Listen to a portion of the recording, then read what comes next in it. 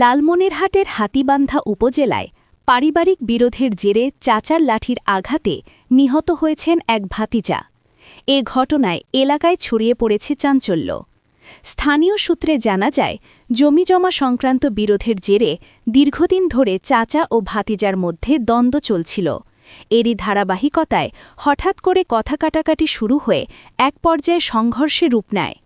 এ সময় চাচার লাঠির আঘাতে গুরুতর আহত হন ভাতিজা। পরে স্থানীয়রা তাকে উদ্ধার করে হাসপাতালে নিয়ে গেলে কর্তব্যরত চিকিৎসক তাকে মৃত ঘোষণা করেন। ঘটনার পর এক চাচা পালিয়ে গেলেও অন্য চাচা মতিনকে গ্রেফতার করেছে পুলিশ। পুলিশ জানায়, ঘটনাটি তদন্তাধীন রয়েছে এবং পলাতক আসামিকে গ্রেফতারের চেষ্টা চলছে। বাবা মা ঘরে ওই পাশে একটা বাড়ি আছে, আমার ভাতিজার বাড়ি, ওখানে আমি গিয়েছিলাম। ওখানে আমরা গোষ্ঠী বাড়ি সবাই নাতি ধরি আমার বিয়ার গেছে, তখন আমাকে মারছে, আমার নাতি বউকে মারছে।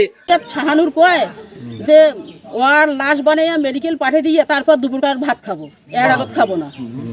ওই সাথে সাথে ওমা আসিয়া ঘরের বাইরের দুবার নাগাইছে, ঘরের দুবার নাগাইয়া ডাঙ্গাডাঙ্গি শুরু করছে।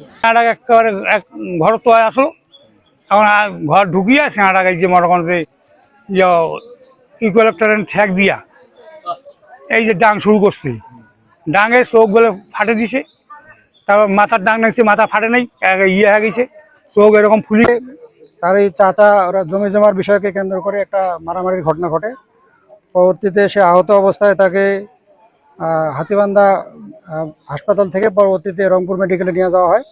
সেখানে আজকে মারা গেছে কটায়, ভোর 5টার দিকে মারা যায় আর কি। তো এই ঘটনায় আমরা শোনার পর এখানে আসছি।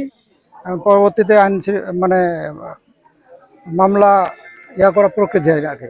ঠিক আছে, হ্যাঁ, একজনকে আপাতত জিজ্ঞাসাবাদের জন্য আটক করা হয়েছে। এখন আমরা এজাহার পেলে আমরা এটা মামলা রুজু করা হবে।